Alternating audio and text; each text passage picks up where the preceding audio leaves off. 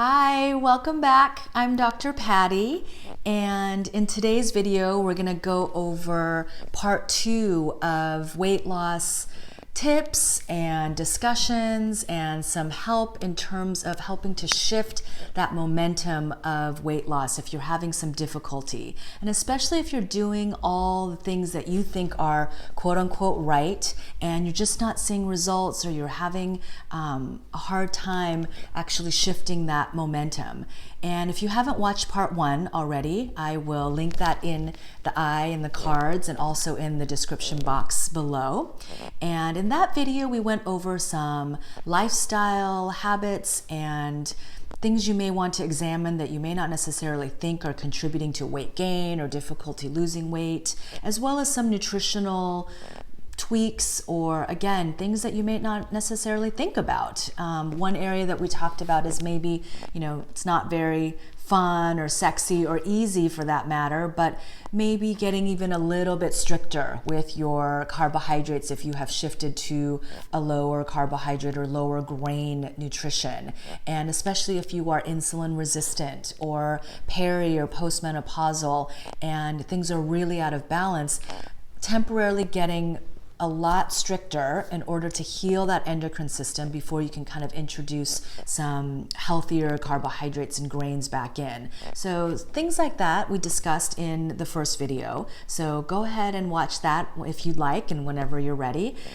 In this video, I'd like to go over some conditions, some deeper root causes that you may not think to look at, or maybe you might want to have a discussion with your integrative doctor or your naturopathic doctor, or maybe just to even look at in your own life in terms of your symptoms and how you're feeling, and even using your own intuition. And then I want to go over just a couple of things that you may want to also implement to help shift that momentum a bit. So first, I want to go over our gut health and our microbiome. And if your microbiome is out of balance, and if your gut health is not as optimally healthy as we would like, it can definitely affect a whole cascade of events in our body. And you may not think about it, but how we exchange nutrition, how we eliminate wastes and toxins, how our microbiome functions to create neurotransmitters, hormones. Our microbiome even functions to affect how we are attracted or who we're attracted to in another person. So studies have shown that my microbiome can actually communicate with your microbiome. How crazy is that? And that partly determines whether I'm attracted to somebody or not. So our microbiomes are very, very complex, intricate organisms of its own. It's almost its own entity that sort of lives in symbiosis with us and really helps with so many different cellular pathways in our body. And if that microbiome is not functioning optimally, then it can definitely contribute as a side effect to weight gain or difficulty losing weight. Many of you have asked Dr. Angela and I to do a video on SIBO, small intestinal bacterial overgrowth, and it is on our list. We will be doing a video on that at some point soon. It's a large topic, so we may have to break it up. But small intestinal bacterial overgrowth, candida overgrowth, leaky gut can all contribute to poor gut health, can contribute to an imbalance in our microbiome, history of food poisoning, history of antibiotic use. All of these things can contribute. So look at if you are pooping every day. A lot of my patients, I say, how's your digestion? And they say, great. And then I delve a little deeper and I say, well, how often are you having a bowel movement? Maybe every other day. And I have to explain that that is not an optimal schedule. So we should really be eliminating, even 2-3 times a day. Well-formed, complete, not too much gas or bloating. A little bit can be normal depending on certain foods, things like that. So look at your gut health, examine your gut, and definitely working on digestion and specifically the microbiome can for sure play a part in weight gain and difficulty losing weight. So consider that as one area to sort of maybe shift your focus on if you've only been focusing on exercise and food and portion size and things like that. The other thing that I want to talk about is detox. So our livers obviously function to help detoxify our bodies. Every single cell in our body actually has its own mini liver in a sense, because it's involved in removing toxins and constantly moving things in and out of the cells. And I will say that in an ideal world, we have a nice, efficient system. It's inevitable that things that are a little bit toxic or maybe waste from metabolites are in our bodies, and then our body gets rid of that, and there's a nice flow of in and out. However, I would say in our modern culture, we are inundated with toxins and processed foods, fake foods. I was listening to a radio show host earlier in the week, and she was talking about how much she loves Cool Ranch Doritos. And no judgment to those of you who are still working on that nutrition journey. However, Cool Ranch Doritos are not a real food. It's a highly processed food. I used to eat them all the time in college, getting them out of the vending machine at the library. And when I think back and I think to how common it might be to people eating foods like that, it's not any sort of nutrient dense food from nature. I always say even a healthy, vegan, sugar-free brownie didn't grow on a brownie tree somewhere. So we really are not having as much nutrient dense, really whole natural foods as we should a lot of the times. And we are just inundated with a lot of processed foods, and we're exposed to those things. However, processed foods are things that we can control. We have all the power to put that into our bodies or not. But in terms of pollution and toxins and heavy metals and plastics and chemicals that are put out into our environment that we don't have any control over, that our bodies are constantly absorbing, that can also overload our system. So detox is also a way that we can help shift that weight loss. And this is why our bodies, this is a very, very important point. So please listen up. Our bodies are constantly doing whatever it can to bring us back into balance, to protect us, and to bring us back to homeostasis. That's the body's only goal. Sometimes things are so out of balance, or things are so out of whack, or so far off the path that what the body does to actually protect us doesn't really look great. So this is one example. If we have toxins in our system, and toxin can be many things. It can be emotional toxins as well. That's getting a little bit esoteric and a little bit more into vibrational medicine and quantum physics, but toxins can be emotional as well. And when our body has toxins, the body says, okay, I want to protect this system from these harmful toxins. And so we are going to dilute these toxins. And so what it will do is dilute it with fat cells and with water. So you may have more water retention. You may increase in weight in an attempt to protect the whole machinery here, the precious machinery, because what the body's thinking is, okay, being a little bit puffier, being a little bit larger is far less dangerous than having these toxins actually going into organs and into cells and circulating throughout the system. And so my point being, detox, bottom line is detox can be a factor, and not only helping the body's detox pathway, so making sure you're pooping and peeing and eliminating and sweating, but also lowering what's coming in. So, you don't want to just focus on like getting everything out. You actually want to focus on like how much is actually going into your system. So detox is definitely something to consider. And the next is sort of this overarching topic of hormones, because a lot of times patients will come to me and say, I'm having trouble losing weight, I think it's hormonal. Well, I want to point out that hormones can definitely 100% affect people's inability to lose weight or weight coming off more slowly. And that is, can be due to your thyroid, which many medical doctors will look at. And we're going to do another video on proper testing of hormones, but often a lot of doctors don't test your thyroid in a more comprehensive way. And so they'll maybe just test TSH or maybe just TSH and T4, and they say, oh, you're fine. So, a lot of doctors at least are looking at your thyroid. That's a very standard part of blood work, but it may not be the whole picture. And often when they, that's sort of the first place they look at and say, oh, your thyroid's fine. That's not what's contributing to weight gain or difficulty losing weight. But I will say you might want to take it a little step further and really looking at your autoimmune picture. If you're making more reverse T3, that's a value that you may want to look at. So thyroid is important.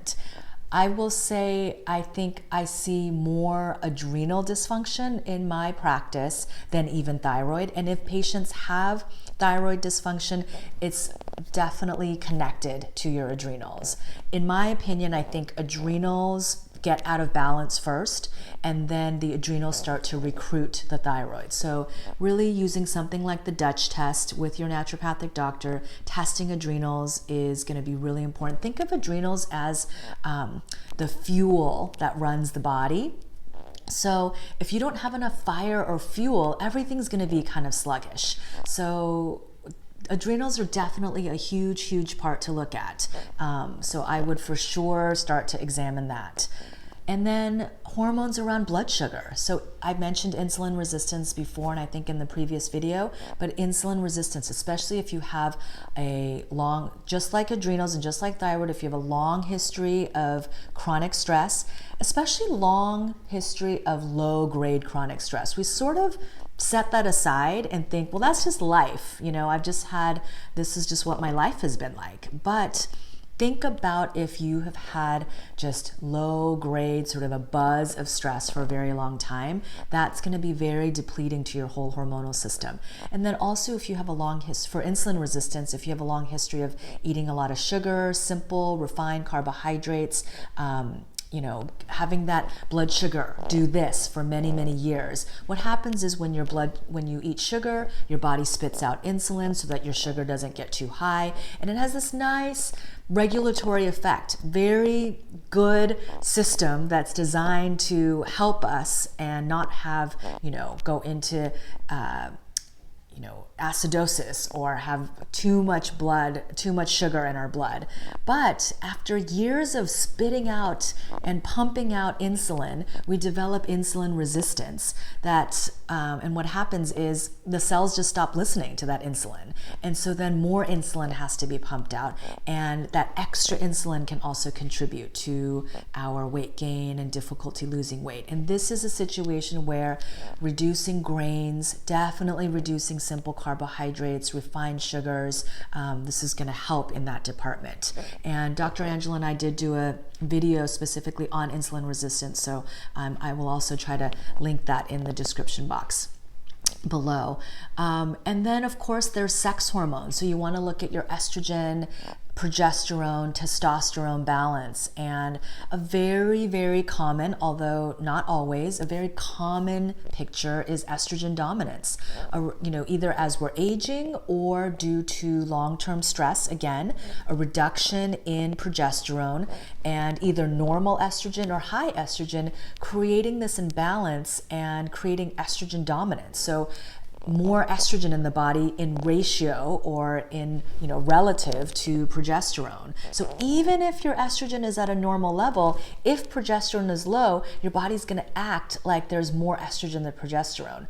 There is nothing in the body that is all good or all bad. It's all about how they're in balance and how they are in relation to each other. So cortisol is not bad. We need stress hormone. We need estrogen. We need, insulin. We need all of this, but in balance to other hormones. So you definitely want to look at estrogen, progesterone, testosterone. Recently, I've seen actually some patients with normal estrogen or even low estrogen and very high progesterone. That also can contribute to that hormonal imbalance and difficulty losing weight or water weight, things like that. So these are sort of different aspects of hormones that you may want to look at. Thyroid, adrenal, sex hormones, estrogen, progesterone, testosterone, and insulin resistance. So those are sort of the 4 top more common areas, I would say. And then next is lowering your inflammation. So if we have high inflammation, which I hate to be a broken record, also can be due to long-term chronic stress.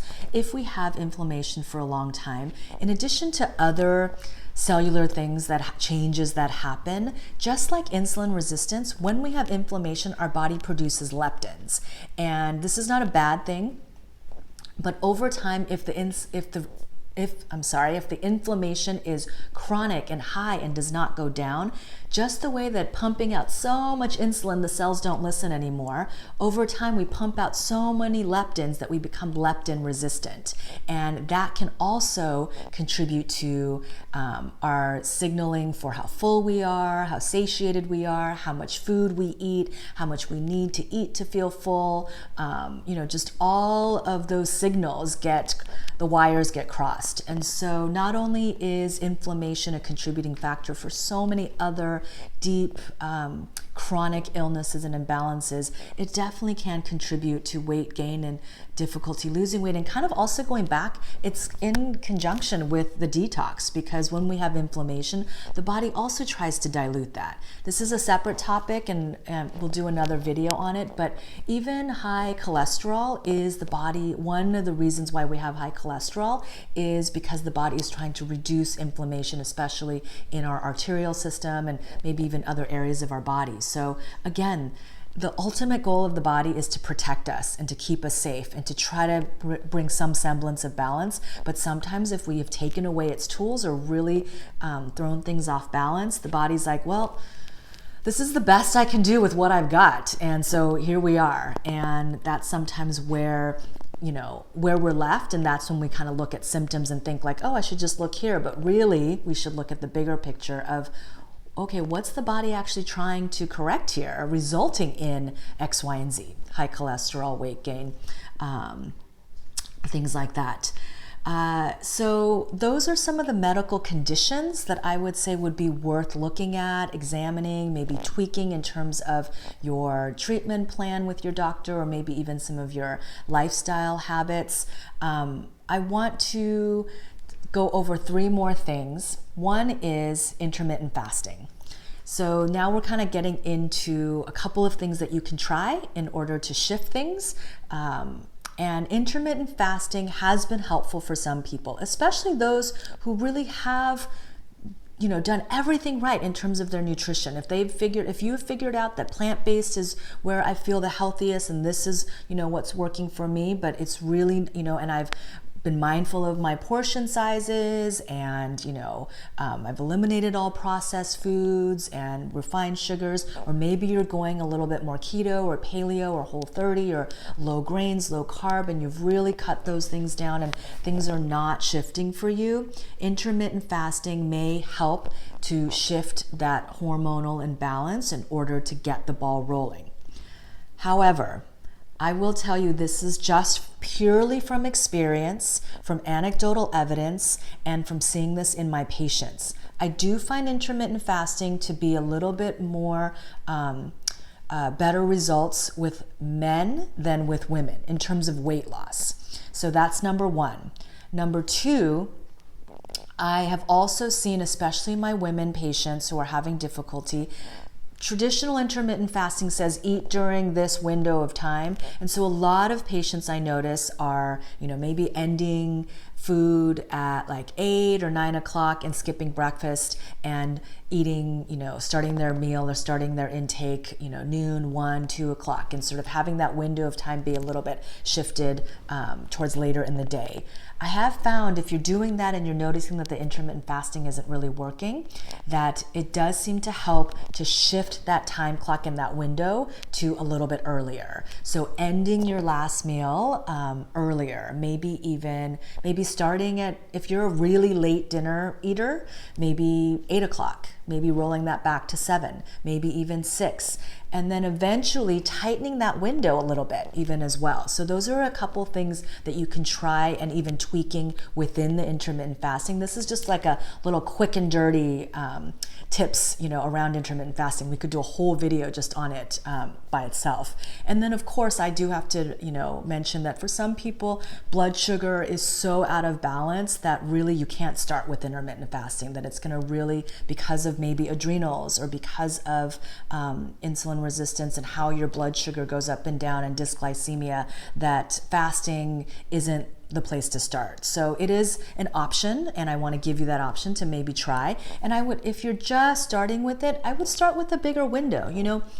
People who've been doing intermittent fasting for years, and for those that where it's really working for them, they might be eating just a 6-hour window, maybe just from 12 to 6 or from 10 to 4, and are really feeling good and doing well. So I really wouldn't start there. Start with a bigger window of time. And then the other thing that I want to discuss briefly is exercise. So it's easy to think, oh, I want to lose weight, I should exercise more. Well, I want you to consider what kind of exercise you are doing. So too much cardio can actually have a physiological stress on our bodies and actually create either more cortisol or actually stress the adrenals a little bit more. So you might be at the gym running for an hour or running outside or on the elliptical. And if you are, I would highly urge you to consider a different type of exercise. If you crave intensity, shifting to a high intensity interval where you go through intervals and maybe keeping it at 20 minutes or less, but increasing the intensity. Or you might want to shift to the opposite, which is an LISS, which is low intensity steady state. So that would be, walking or maybe hiking, but really at a low intensity and going at a steady state. So not this high intensity steady state that we're used to, running for an hour, biking for an hour, elliptical for an hour or longer. But if you're gonna go for a longer time, keeping it nice and steady and keeping it slow. It's why a lot of people inadvertently lose weight from walking all over Europe or walking all over New York, because you're just sort of slowly walking for long periods of time. So either consider a HIIT, high intensity interval training, if you are craving more intensity, or consider LISS, LISS, low intensity steady state, or you might want to consider shifting into something that helps to calm the nervous system. So maybe more yoga, more Pilates, more walking meditation. And I should have mentioned this to start with, but if you're not exercising at all, then this would be a good time to definitely increase and incorporate some movement. And in addition to all of this, another thing to consider would be to add some sort of weight training. And you can combine your high intensity interval with weights. I just want to encourage you, every time you exercise, after you're done exercising, ask yourself, do I feel tired? Do I feel energized? Or do I feel energized, but then I crash or I feel tired like an hour later or later in the day? So those are important things to consider as well. And then lastly, before this video turns into a 4-hour-long video, this is not something that probably you're going to want to hear, but I often tell this to my patients as well, is think about if you indeed actually have to lose weight. Sometimes patients come to me wanting to lose weight or saying that, I am having trouble losing weight and nothing I'm doing is working. And when we start to examine things, we realize together that there's a weight that your body wants to be at where it feels balanced and healthy and optimal. And there's a weight where our vanity wants to go, to be perfectly frank.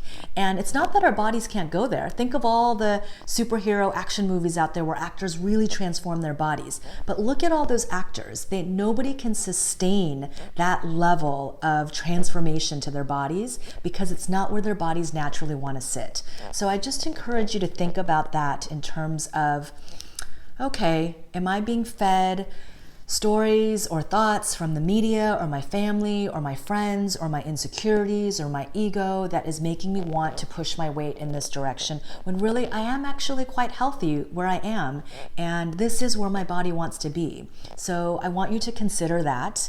And then number two, something I mentioned in my last video, and I just really want to reiterate: just because you have gained weight does not mean that you need to lose it. If you are having health issues, of course, and that's what these videos are here to help you with. But again, going back to our insecurities, our family, our friends, the media, pressures, gym advertisements, all these things, I do not want you to feel pressured to lose weight. Our bodies are constantly evolving, our health is evolving, even our philosophies and our outlook is always evolving. And we get to places that are the new normal for us, and we become new people all the time. So something to consider, some food for thought. Thank you if you've made it this far for watching this video. I hope you found some tidbits and pearls and some tips that you found helpful. If you've got any questions or comments, nice comments, experiences in terms of your journey that you want to share, things that have worked for you, things that have not, please leave it in the comments down below. We love to hear from you guys, and we try to answer as much as possible. And if you think that there's anyone in your community that might appreciate this video or might learn from it, please share and give it a thumbs up if you like. And thank you so much again. And Dr. Angela and I will be back next week, and we look forward to seeing you again. So have a healthy week, and we'll see you soon.